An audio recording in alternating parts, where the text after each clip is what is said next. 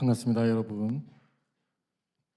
자, 시험 끝난 친구들도 있고 아직 안 끝난 친구들도 있죠?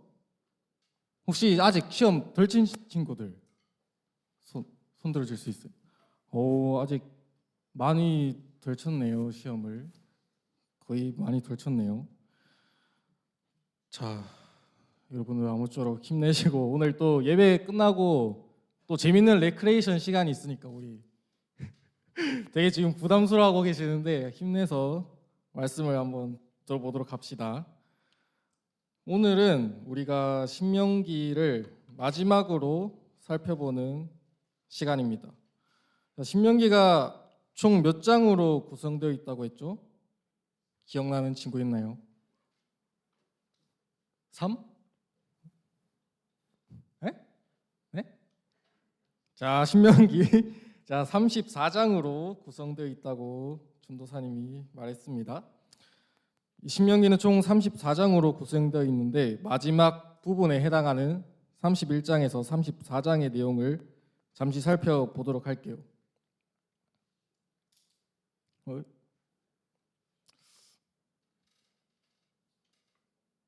자, 31장에서는 모세가 여호수아를 이스라엘의 다음 지도자로 임명을 합니다. 또 하나님께서 이스라엘 백성에게 가나안 땅을 정복할 것을 명령하는 내용이 나옵니다. 그리고 하나님께서 모세에게 마지막으로 지시를 하시는데 이스라엘 백성을 위해서 노래를 쓰라라고 명령을 하십니다.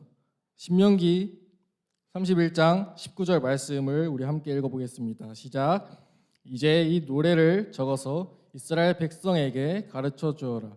이 노래를 그들의 입으로 부르게 하여 내가 내릴 무서운 일들의 증거로 삼게 하여라. 아멘. 하나님께서 모세에게 이 노래를 적어서 이스라엘 백성에게 가르쳐 주어라라고 명령을 하십니다. 그 노래 내용이 뭐냐면 바로 오늘 우리가 함께 읽은 32장 말씀입니다. 32장 말씀. 하나님께서 이스라엘을 인도하셨지만 이스라엘은 하나님을 잊었고 다른 신들을 섬겼다.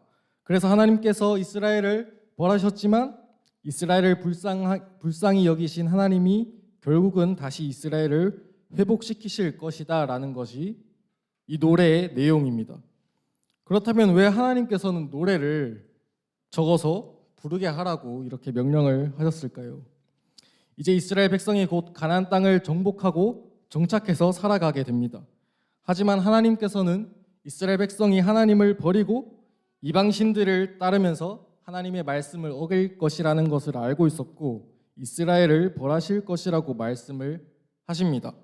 바로 그때에 이스라엘이 자신의 잘못이 무엇인지 깨닫고 하나님께 다시 돌아오게 하기 위해서 하나님께서 모세에게 이 노래를 쓰라고 하신 것입니다. 그 다음에 이제 33장에서는 모세가 이스라엘 백성을 축복하는 내용이 나오고요. 34장에서는 모세가 죽는 이야기를 함으로 신명기는 끝이 나게 됩니다. 자, 오늘 함께 읽은 32장 10절에서 14절은 모세의 노래 중에서도 하나님께서 어떻게 이스라엘 백성을 인도하셨는지를 알려주는 말씀입니다. 함께 32장 10절 말씀 읽어보겠습니다. 시작. 여호와께서 거칠고 황폐한 광야에서 야곱 백성을 찾으셨다. 그들을 감싸주고 돌보셨으며 자신의 눈동자처럼 지켜주셨다. 아멘. 이스라엘 백성은 우리가 잘 알다시피 400년 동안 애굽에서 종살이를 하고 있었습니다. 이스라엘 백성들은 노동이 너무나도 힘들어서 하나님께 부르짖었고 하나님께서는 그 이스라엘 백성들을 불쌍히 여기셔서 모세를 통해서 애굽 땅을 탈출하게 하십니다. 그런데 출애굽을 한 이스라엘 백성의 눈앞에 놓인 것은 거칠고 황폐한 광야였습니다. 광야의 사진을 한번 보도록 하겠습니다. 여기서 도대체 어떻게 사람이 살 수 있을까 싶죠? 광야에는 물이 없었고 먹을 것도 없었습니다. 그래서 백성들은 하나님과 모세에게 계속 원망하면서 불평을 했습니다. 우리를 죽게 하려고 애굽 땅에서 여기로 인도해 왔구나 이렇게까지 말할 정도였습니다. 물론 하나님께서는 이스라엘 백성에게 만나와 메추라기를 내려주시고 물도 마실 수 있게 해주셨습니다. 그럼에도 먹을 것과 마실 물은 여전히 부족했습니다. 광야는 이스라엘 백성들이 감사하게 살아갈 만한 땅이 절대 아니었습니다. 게다가 광야에서는 어디로 가는지도 알 수가 없었습니다. 지금이야 휴대폰 켜가지고 네이버 지도 딱 치면은 바로 지도를 볼 수 있고 내가 목적지로 정확하게 가고 있는지를 알 수 있습니다. 하지만 이스라엘 백성들은 그런 것들이 전혀 없이 불기둥과 구름 기둥이 인도하는 것만 의지하며 발걸음을 옮겨야 했습니다. 하나님께서 가나안 땅으로 우리를 인도할 것이라고 말씀하셨지만 우리가 정말 잘 가고 있는지 아무런 확인을 할 수가 없었습니다. 또한 아무 곳에서도 정착해서 살지 못하고 계속해서 거처를 옮기면서 또 돌아다니는 생활을 해야만 했습니다. 게다가 원래는 2년 정도 만에 가나안 땅에 도착할 수 있었지만 가데스 바네아에서 하나님께 불순종한 결과로 이 힘든 광야의 생활을 40년이나 해야만 했습니다. 그런데 오늘 함께 읽은 신명기 말씀은 하나님께서 이스라엘 백성들을 광야에서 감싸주고 돌보시고 지켜주셨다 이렇게 말을 하고 있습니다. 그런데 솔직히 이게 무슨 하나님의 인도하심입니까? 우리가 이스라엘 백성이었다면 그 광야 속에서 하나님이 우리를 정말 감싸주고 계신다, 하나님이 우리를 돌보시고 계신다, 하나님이 우리를 지켜주고 계신다 이렇게 자신 있게 말할 수 있을까요? 하나님이 함께하지 않는 것 같고 우리를 외면하고 있다, 우리를 내버려두고 우리는 혼자인 것 같다라는 생각을 하지는 않았을까요? 그런데 모세는 이 10절의 말씀에서 이런 거칠고 황폐한 광야 생활이 하나님의 인도하심이었다고 분명히 말씀하고 있습니다. 어떻게 모세는 이런 고백을 할 수 있었을까요? 우리 4절의 말씀을 우리 함께 읽진 않았지만 앞절의 4절의 말씀을 함께 읽어보겠습니다. 시작. 여호와께서는 바위와 같으시니 하시는 일이 완전하고 그의 모든 길은 공정하시다.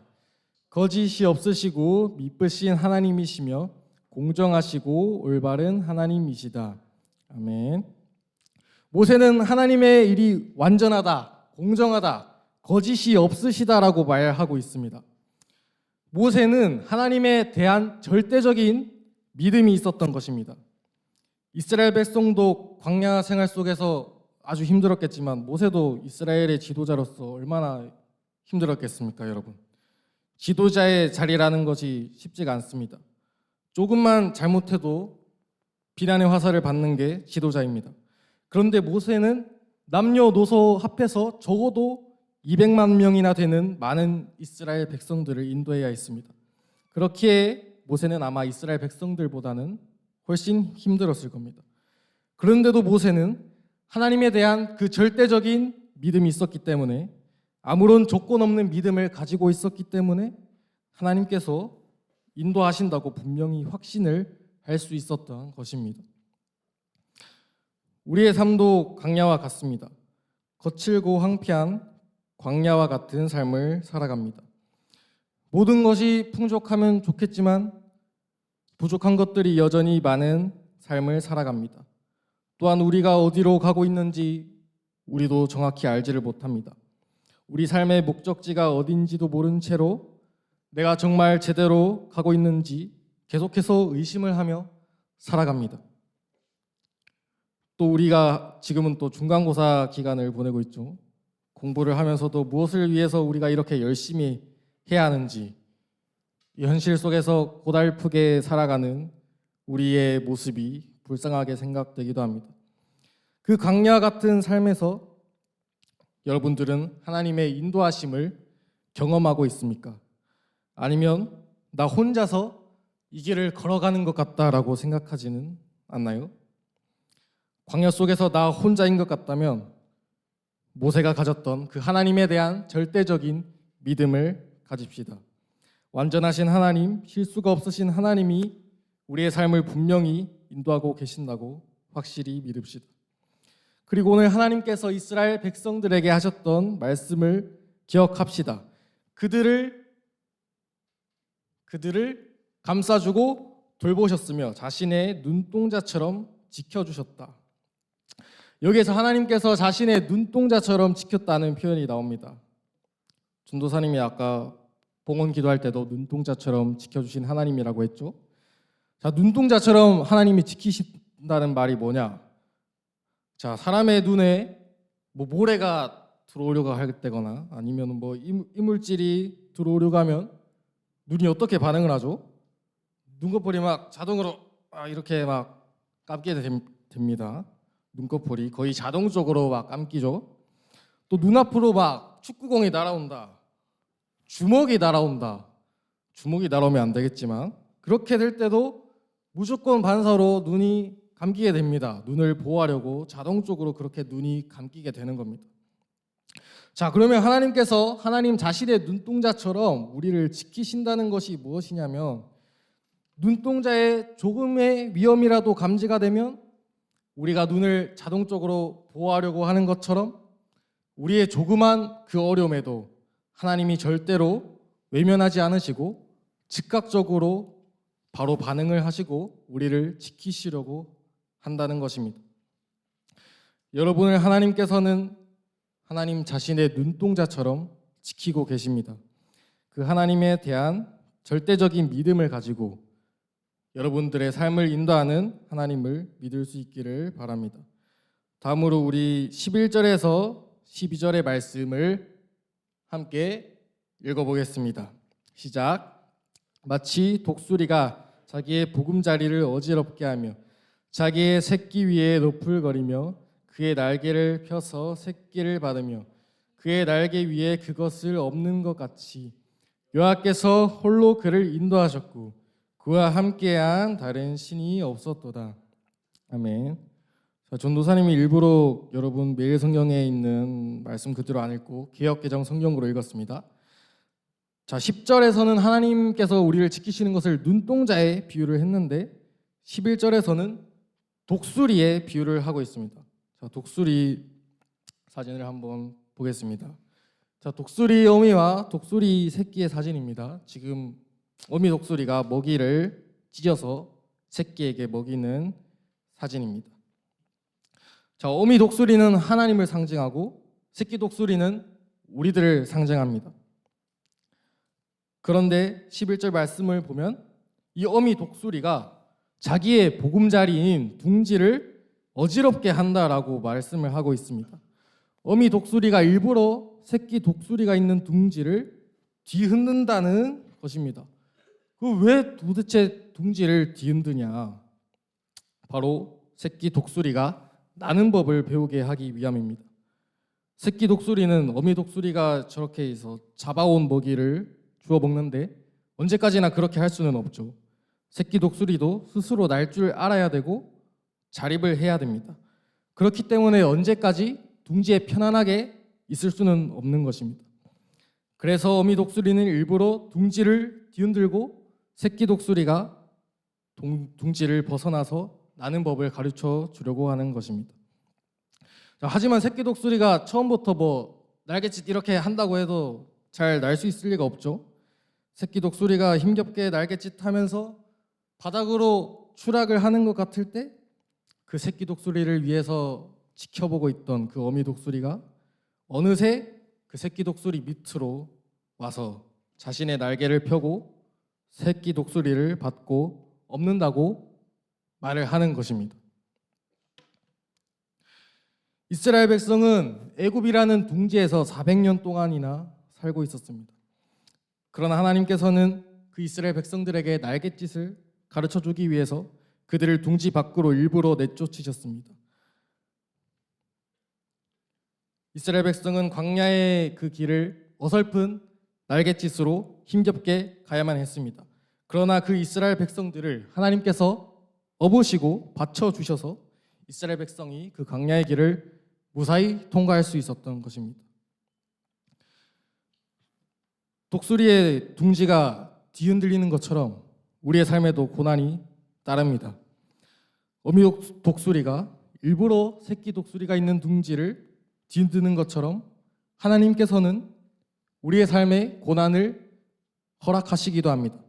그러나 분명히 알아야 할 것은 어설프게 날갯짓하며 살아가는 우리가 혹시나 떨어지지 않을까 걱정하시는 하나님께서 우리 위를 날면서 우리를 지켜보고 계시다는 것입니다.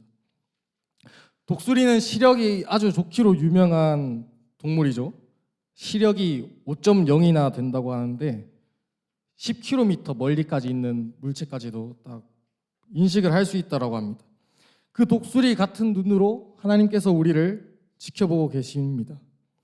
우리는 하나님이 멀리 있는 것처럼 느껴지고 우리의 눈에 안 보이는 것처럼 느낄 때도 있지만 하나님께서는 독수리의 눈으로 우리를 지켜보고 계십니다.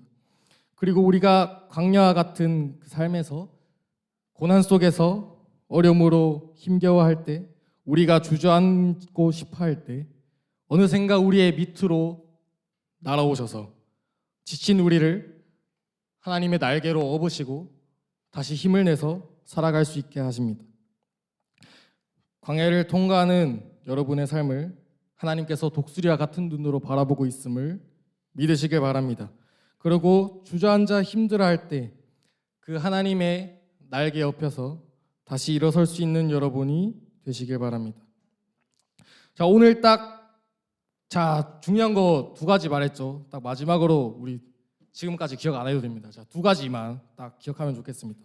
첫 번째, 하나님께서 우리를 뭐처럼 지켜주신다라고 했죠. 그죠? 하나님께서 자신의 눈동자처럼 우리를 지켜주신다. 눈동자에 조금이라도 위험이 감지되면 눈을 자동적으로 보호하려고 하는 것처럼 우리의 조그만 어려움에도 하나님이 외면하지 않으시고 즉각적으로 우리의 어려움에 반응하시고 우리를 지켜주신다. 자, 2번째 뭐라고 했죠? 하나님께서 우리를 뭐처럼 지켜주신다? 독수리처럼 우리를 지켜주신다. 어미 독수리가 새끼 독수리를 딱 주시하고 있다가 힘들어할 때 잽싸게 날아가서 자신의 날개로 업어주는 것처럼 하나님께서도 우리를 바라보고 지켜보고 계시다. 우리가 힘겨워할 때 우리를 업어 가신다는 것입니다. 광야와 같은 삶에서 혼자서 외롭게 살아가는 것 같은 삶에서 하나님께서는 우리에게 분명히 말씀하십니다. 너는 어떠한 순간에도 혼자가 아니다. 내가 눈동자처럼 독수리처럼 너를 분명히 지키고 있다. 이 말씀을 기억하면서 한 주간도 하나님의 인도하심을 믿으며 담대하게 살아가는 중등부 친구들 되길 간절히 바랍니다. 우리 함께 주품에 찬양하고